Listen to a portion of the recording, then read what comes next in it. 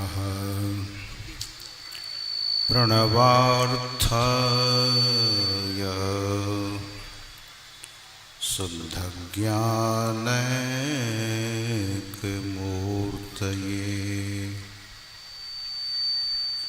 निर्मलाय प्रशान्ताय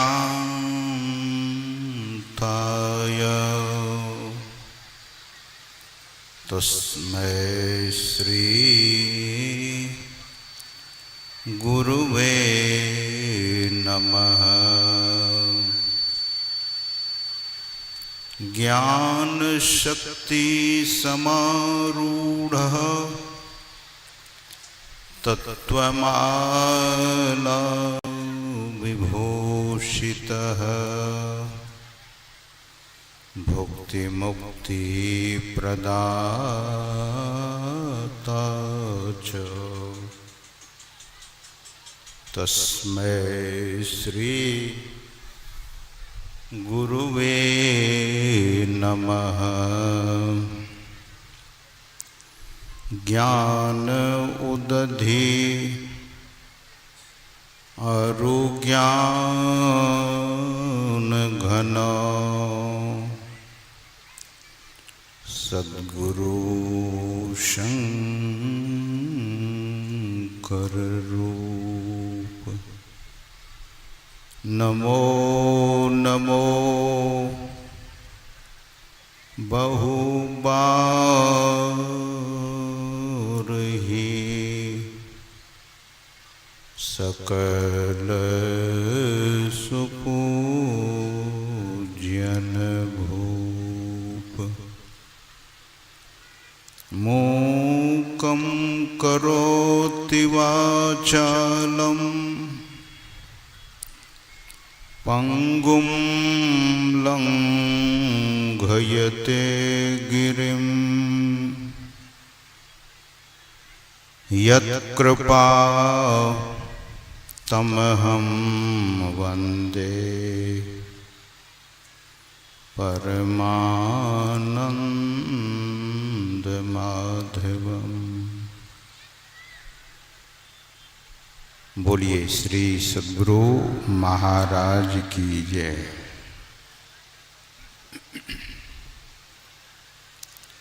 परमाराध्य परम पूज्यपाद संत सद्गुरु महाराज के परम पावन युगल पद में पदों में सदा सदा पदवंदन। समस्त विश्व ब्रह्मांड के उन सभी संत महापुरुषों के चरणों में कोटि से नमन। संत मत के वर्तमान आचार्य पूज्यपाद महर्षि हरिनंदन परमहंस जी महाराज के चरण कमलों में कोटि से नमन। मंच पर विराजित परम श्रद्धेय गुरु चरण सेवी पूज्यपाद स्वामी प्रमोद जी महाराज एवं पूज्यपाद स्वामी रघुनंदन जी महाराज के चरणों में कोटि से नमन। परम श्रद्धेय स्वामी जय कुमार जी महाराज, श्रद्धेय स्वामी इंद्रानंद जी महाराज, आचार्य श्री के परम सेवक स्वामी रमेशानंद जी महाराज, स्वामी नरेंद्र जी महाराज, स्वामी शुद्धानंद जी महाराज, स्वामी बिंदु जी महाराज एवं मोद मंगलमय पूज्य साधु समाज, रानीगंज प्रखंड के परम सम्माननीय समस्त पदाधिकारीगण, सदस्यगण, स्वागत समिति के पदाधिकारीगण, सत्संग में समुपस्थित परम सम्माननीय सत्संग प्रेमियों, सदात्माओं, प्रबुद्ध जनों तथा पूजनीय मातृशक्तियों, भगवान श्री राम का वह पावन उपदेश जब भगवान श्री राम ने त्रेता युग में अपने पूर्ववासियों को, विद्वानों को सुनाने की कृपा की थी और वह प्रसंग इतना महत्वपूर्ण है, वह उपदेश और संदेश इतना महत्व रखता है कि आज कलयुग के बीते 5,500 वर्ष हो गए, बीच में द्वापर युग भी बीता, लेकिन वह संदेश, वह उपदेश इतना महत्वपूर्ण है जनमानस के लिए, मनुष्य जाति के लिए। यदि भगवान के उपदेश को हम आप अच्छी तरह से समझ जाएंगे तो निश्चय ही इस शरीर यानी मनुष्य जीवन की संभाल कर लेंगे। भगवान कहते हैं, पाइन जेहि परलोक संवारा, जिसे पाकर परलोक को नहीं बनाया और सज्जनों, पूरे 84 लाख योनि में हम आप कितने भाग्यवान हैं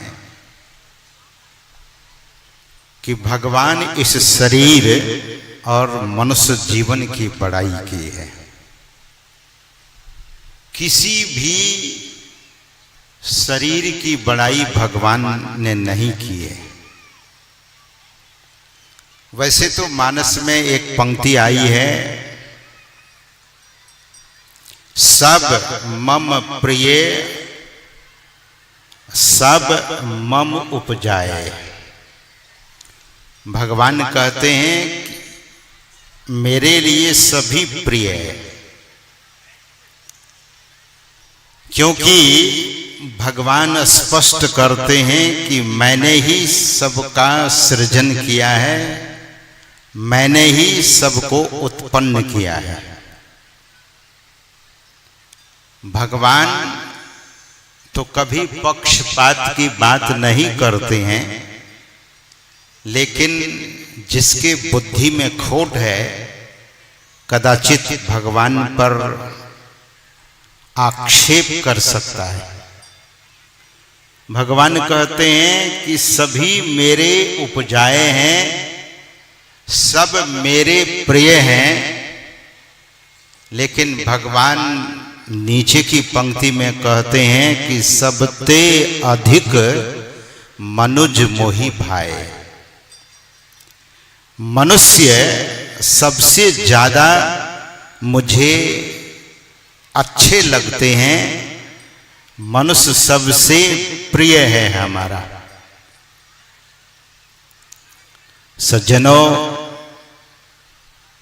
तभी भगवान सभी मनुष्य मात्र को यह उपदेश देने की कृपा की है कि बड़े भाग मानुष तन पावा, सुर दुर्लभ। भगवान कहते हैं कि सुर दुर्लभ है, यानी देवताओं को भी दुर्लभ है। केवल मैं ही नहीं कहता हूं, भगवान कहते हैं कि सब ग्रंथ ही गावा। कभी कभी लोग भगवान की बात नहीं मानते हैं और ऐसे बहुत अज्ञानी जीव है जो भगवान की बात को नहीं मानता है। सज्जनों, अक्सर मैं कहा करता हूं कि भगवंत और संत की बात को जो मानते हैं धरती पर वही सबसे बड़ा सौभाग्यशाली व्यक्ति है, और जो संत भगवंत की बात नहीं मानते हैं धरती पर वही व्यक्ति सबसे ज्यादा दुर्भाग्यशाली है। दुर्भाग्य है ऐसे व्यक्ति का। भगवान ने उपदेश इसीलिए दिया कि हम अपने मनुष्य जीवन और मनुष्य शरीर की सार्थकता कर लें। कभी कभी देखा जाता है कि जो गार्जियन लोग होते हैं, अगर बेटा ज्यादा सत्संग में भाग लेने लगे, ध्यान करने लगे, तो पिता को संशय होने लगता है, पता नहीं अभी तो पढ़ने लिखने का समय है, कैरियर बनाने का समय है, जीवन को बनाने का समय है, और मेरा बेटा सत्संग के तरफ, साधना के तरफ उन्मुख होता जा रहा है। सज्जनों, आपने वह प्रसंग सुना होगा, मैं संक्षेप में सुनाना चाहूंगा। इस देश में एक देश क्या, इसी प्रदेश में एक राजा हुए जिसका नाम बिंबिसार। महापुरुषों के चरणों में उनका अनुराग था। सत्संग जाकर वे सुना करते थे। भगवान बुद्ध के चरणों में बैठकर वे सत्संग सुना करते थे। भगवान बुद्ध के गए हुए 2500 साल बीत चुका है। ऐसा नहीं है कि यह सत्संग 2, 4, 10, 20, 50 साल से चल रहा है। और सत्संग से जो मनुष्य का संशय दूर हो सकता है, जीवन में कुशलता आ सकती है, ऐसा दूसरा कोई भी यज्ञ और अनुष्ठान नहीं है। भगवान बुद्ध एक दिन कृपा करके राजा बिंबिसार से पूछते हैं कि राजन, आपका जो सबसे दुलारा बेटा है, जिस पर आप अपने स्नेह की वर्षा करते हैं, उनको भी सत्संग में लेकर आइए, लाया कीजिए उनको सत्संग में। आपका जीवन सत्संग से सफल होगा, मनुष्य शरीर की सार्थकता होगी, और आपका बेटा भी ऊंचे संस्कार से परिपूरित हो जाएगा।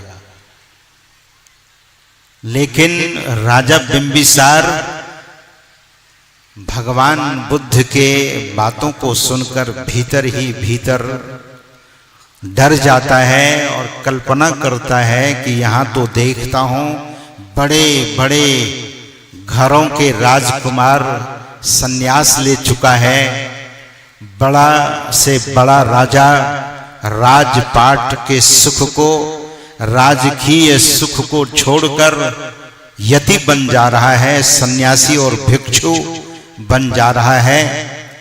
क्या पता अगर मैं अपने बेटे को भगवान बुद्ध के सत्संग में धर्म सभा में लाऊंगा तो उनको विरति हो जाएगी, वो साधु बन सकता है। सज्जनों, अपने हृदय पर हाथ रख करके जरा विचार कीजिएगा। राजा बिंबिसार के तरह की सोच रखने वाले समाज में बहुत सारे लोग हैं। वो पिता कैसा जो अपने पुत्र के भविष्य को अंधकार में धकेल देना चाहता है। अध्यात्म विहीन व्यक्ति, जो सत्संग विहीन व्यक्ति, साधना से हीन व्यक्ति का जीवन तो अंधकारमय ही होगा। कितने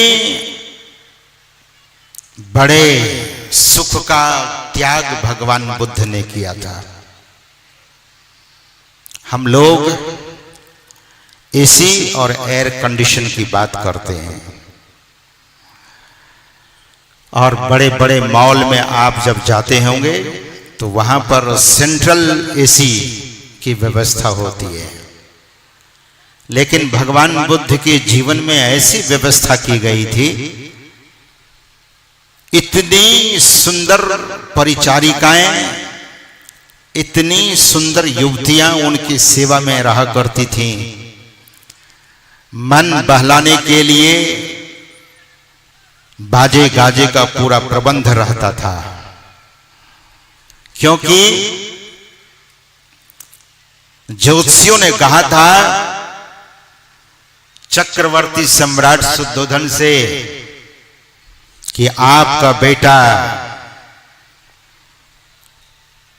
एक ज्योतिषी, बहुत ज्योतिषियों ने बहुत तरह की बात कही थी। ज्योतिष विद्या एक गणित है, एक मैथमेटिक्स है। तो जो कौंडिन्य नाम का ज्योतिषी था, उन्होंने कह दिया था चक्रवर्ती सम्राट शुद्धोधन को, भगवान बुद्ध के पिता को, कि यह आपका बालक सन्यासी होगा, यह बालक बुद्ध होगा, और यह बालक समाज में ध्यान की क्रांति लेकर के आएगा। और वही तो 10-10 हजार सन्यासियों के साथ भगवान बुद्ध ध्यान के प्रताप से आकाश मार्ग में विचरण करते थे। सज्जनों, ऐसे भगवान बुद्ध जिन्होंने बुद्धत्व को प्राप्त करने के लिए कठिन से कठिन साधना की, लेकिन उसे बुद्धत्व की प्राप्ति नहीं हुई। जब उन्होंने सम्यक मार्ग का अनुसरण किया, तब वे सज्जनों पूर्व नाम को छोड़कर बुद्ध के नाम से पूरे जगत में, यानी सिद्धार्थ से गौतम बुद्ध बन गए। कोई साधारण महापुरुष नहीं थे। सज्जनों, जब भगवान बुद्ध ने राजा बिंबिसार से यह बात कही तो राजा बिंबिसार को यह बात अच्छी नहीं लगी। भगवान बुद्ध के बोलने पर हाँ या ना कोई भी उत्तर उसने नहीं दिया। लेकिन कदाचित आप इतिहास को पढ़े होंगे तो वही राजा बिंबिसार का बेटा जब युवावस्था को प्राप्त हुआ तो जीव मात्र का यह एक संस्कार होता है कि हम शासन करें। तो राजपाट और शासन व्यवस्था राजा बिंबिसार के हाथ में था। बिंबिसार से अजात शत्रु यानी उनका बेटा कहता था कि मुझे आप सिंहासन दे दीजिए और आप वानप्रस्थ जीवन को व्यतीत कीजिए। लेकिन सज्जनों, सिंहासन से कोई भी व्यक्ति उतरना नहीं चाहता है। ऐसी लस्ट हो जाती है, इतना सिंहासन के प्रति अटैचमेंट यानी आसक्ति हो जाती है कि बिंबिसार टालते गया। तो एक दिन ऐसा हुआ कि अजात शत्रु अपने पिता को कैद कर लेता है और काल कोठरी में डाल देता है। अब पछताता है, खाने पीने की मनाही करता है। राजा बिंबिसार की जो रानी थी वो मिलने के बहाने काल कोठरी में जाती थी और अपने पैर में शहद और सत्तू मिला करके साट लेती थी, ऊपर से कपड़े की पट्टी बांध लेती थी। और बिंबिसार जब उस जेल में तड़पता था कि काश मैं भगवान बुद्ध की बात मान लेता तो मेरी ये दुर्गति नहीं होती। आज मैं अन्न के एक एक दाने के लिए मोहताज हो चुका हूं। पानी और अन्न के लिए मैं तड़प रहा हूं। सज्जनों, भगवान बुद्ध भविष्य जानते थे। संत भविष्य दृष्टा होते हैं। सद्गुरु महाराज की वाणी में अंतरपथगामी अति निहकामी अंतर्यामी है। वे तो अंतर्यामी होते हैं, वे भविष्य दृष्टा होते हैं। हम आपके भविष्य को पढ़ लेते हैं। रामकृष्ण परमहंस देव जी महाराज कहा करते थे कि जैसे शीशे की अलमारी में कोई वस्तु रखी होती है, कितने सहजता से हम आप उस वस्तु को देख लेते हैं, उसी तरह से संत की दृष्टि इतनी सूक्ष्म हो जाती है कि व्यक्ति के अंतःकरण और भविष्य को संत लोग पढ़ लेते हैं। सज्जनों, भगवान बुद्ध की तरह ही संत सद्गुरु महाराज ने एक दिन अपने पट्ट शिष्य पूज्यपाद महर्षि संतसेवी परमहंस जी महाराज से कहने की कृपा की थी कि संतसेवी जी, अगर मैं लोगों के मन की बात को बताने लगूं तो मेरे पास कोई भी व्यक्ति नहीं आएगा। मैं तो हर व्यक्ति के मन की बात को जानता हूं। तो संत सज्जनों ऐसे सूक्ष्म दृष्टि वाले और अंतर्यामी होते हैं। राजा बिंबिसार के भविष्य को देखकर उनके दुख को हटाना चाहते थे, दुख को दूर करना चाहते थे, लेकिन राजा बिंबिसार उनके बातों पर ध्यान नहीं दिया, अमल नहीं किया। मैं अभी निवेदन कर रहा था कि भगवान बहुत प्रेम से अपनी प्रजाओं को बुलाकर कहते हैं और वो उपदेश जितना सार्थक उस समय था, त्रेता युग में था, उतना ही सार्थक आज भी है। आज मनुष्य की दशा और दिशा कैसी हो गई है आप देखिए। सद्गुरु महाराज कहा करते थे कि सभी लोग अध्यात्म धर्म में मिल जाओ, अध्यात्म को अपना लो। सद्गुरु महाराज किसी भी विशेष धर्म की चर्चा नहीं करते थे। वे कहते थे अध्यात्म धर्म ही मनुष्य के कल्याण के लिए सर्वोपरि साधन है। अध्यात्म धर्म और अध्यात्म शब्द का अर्थ होता है अधि धन आत्म। अधि मतलब टू नो, आत्म मतलब your self, to know your self, that is called अध्यात्म।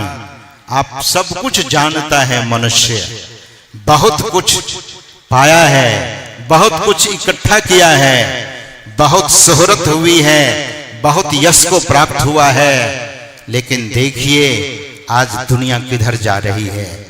पूज्यपाद महर्षि शाही स्वामी जी महाराज कहा करते थे कि इतना समझाने बुझाने पर, सत्संग के द्वारा साधु संत महात्मा लोग इतना समझाते हैं, इतनी ज्ञान की बात लोगों को सुनाते हैं, इतना सत्संग होने पर, इतना ज्ञान की बात सुनाने पर लोगों की ये हालत है।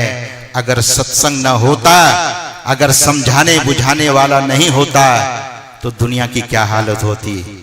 ईरान और अमेरिका और इजराइल किस पर विश्वास करता है? मिसाइल और बम पर।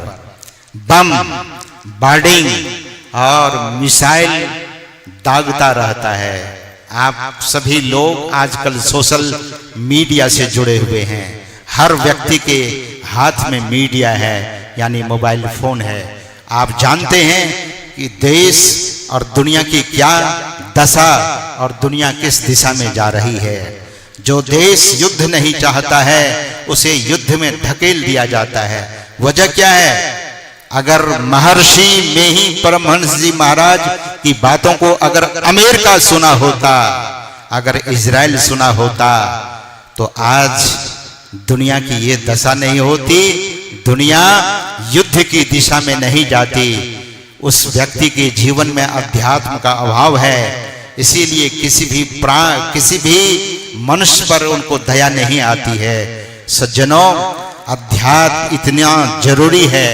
सद्गुरु महाराज का उद्घोष है कि सभी लोग अध्यात्म धर्म में चले आओ, अध्यात्म धर्म को अपना लो।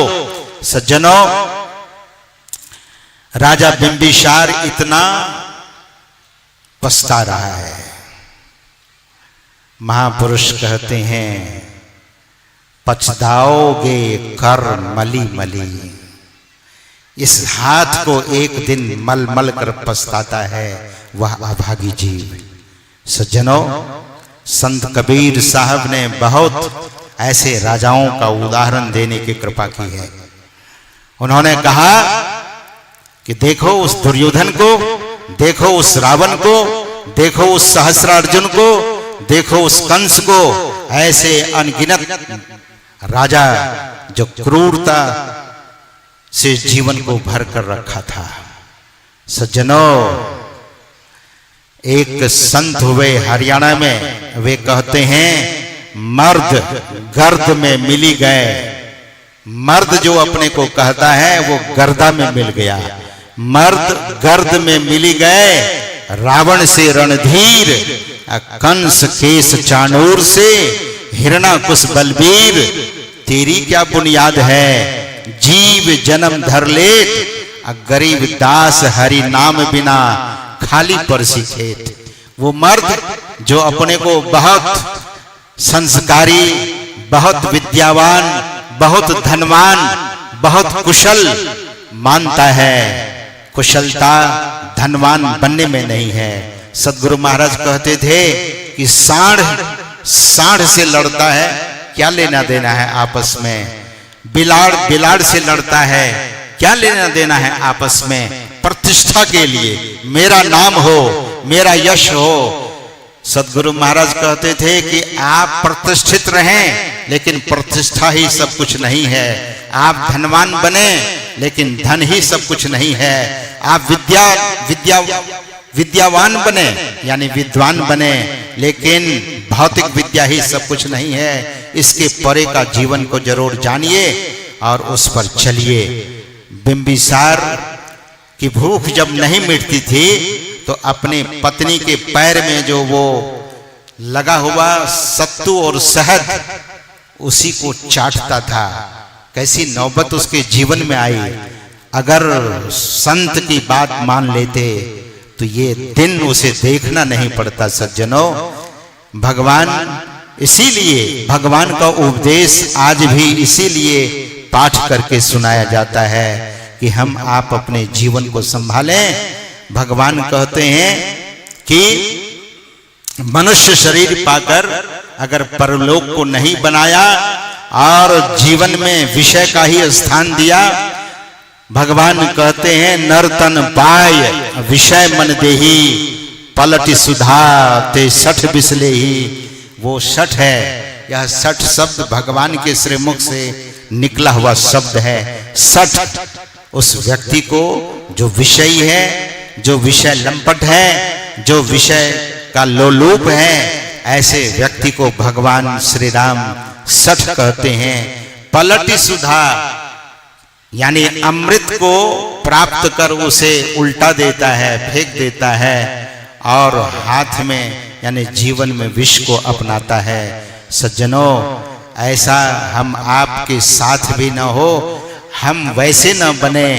भगवान वैराग्य की बात, विषयों से छूटने की बात करते हैं। कहते हैं कि विषय नहीं, तब अमृत की ओर हम आप चलें। वेद के ऋषि कहते हैं, वे मृत्युर्मा अमृतम गमया, मृत्यु से अमृत की ओर चलें। यह मृत्यु लोक है। इस मृत्यु लोक में किसकी मृत्यु नहीं हुई है। इसीलिए मनुष्य जीवन मिला है अमरता और अमृत को पाने के लिए, और वह अमृत हम आपके भीतर है। सदगुरु महाराज कहते हैं, गुरु गोरखनाथ जी महाराज की भी वाणी में आया है, गगन मंडल में औंधा कुआं, तहां अमृत का वासा, सगुरा होइसो भर भर पीवे, निगुरा जाए पियासा। सदगुरु महाराज कहते हैं कि सुखमन के झीना नाल से अमृत की धारा बही रही, मीन सूरत धार धर भाठा से सीरा चढ़ी रही।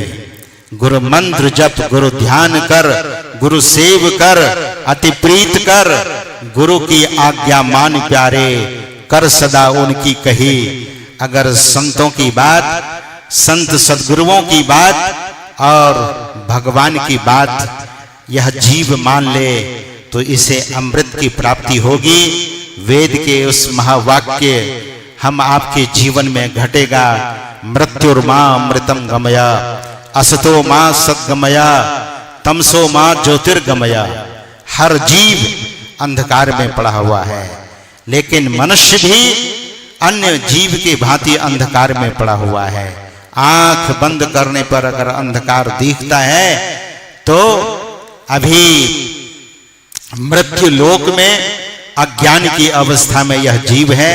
महापुरुष कहते हैं कि इस अवस्था से ऊपर उठने के लिए जो ऐसी चीज हम सबों को बख्शी गई है, दी गई है, भेंट हम सबों को दी गई है, एक भेंट है ईश्वर की तरफ से, वह है अमृत। और वह अमृत बाहर में नहीं, अपने अंदर में है। संत सदगुरु महाराज कहते हैं, निज तन में खोज सज्जन, बाहर न खोजना, अपने ही घट में हरि है, अपने में खोजना। इसी शरीर में हम आप उसे ढूंढ सकते हैं, उसे पा सकते हैं और अपने मनुष्य जीवन को सार्थक कर सकते हैं। समय 4:30 हो गया है और मैंने देखा नहीं था घड़ी शुरू करने के समय में। तो संत मत का सत्संग समयानुसार ही होता है, तो मुझे समय का संकेत तो नहीं किया गया था। मैं अपने वाणी को इतना ही कहकर विराम दे रहा हूं। एक बार प्रेम से बोलिए, श्री सद्गुरु महाराज की जय। चाह तो थी और ज्यादा सुनने की, इसीलिए मैं सीमा पर बंद हूँ। ऐसे सामर्थ मुझ में कहाँ। ऐसे संत परवर के मुखलाल जो संसार को निहाल किए हैं अंतरराष्ट्रीय मंच पर, इनकी अमृतवाणी को सुनकर हम लोग निहाल हो गए। चलते हैं, माइक को व्यवस्थित कर दिया जाए। गंगा पार से आए हमारे बीच वयोवृद्ध, ज्ञान विज्ञान से परिपूरित, गंभीर मुद्रा के महाधनी स्वामी रघुनंदन जी महाराज। जनो रघुनंदन गीत सुनकर, भजन सुनकर शवों का दिल सुबह के समय आह्लादित होता रहता है। पूरे देश के कोने कोने में ऐसे महात्मा परवर हमारे बीच अपने आसन पर आसनस्थ हैं। अभी हम लोग जो सुने पूज्य श्री के अंतिम वाक्य में, अमृत ईश्वर प्रदत्त है, वो अमृत हमारे अंदर में है। वो कैसे मिलेगा? तो गुरु मंत्र जब गुरु ध्यान कर, कर सदा गुरु की कही, और गुरु के निर्देश पर चलेंगे तो जीवन धन धन होगा। समय सीमा में क्या बांधूं? जो विवेकशील होते हैं उनको मैं समय में क्यों बांधूं? वो तो स्वयं संसार को बांधते हैं।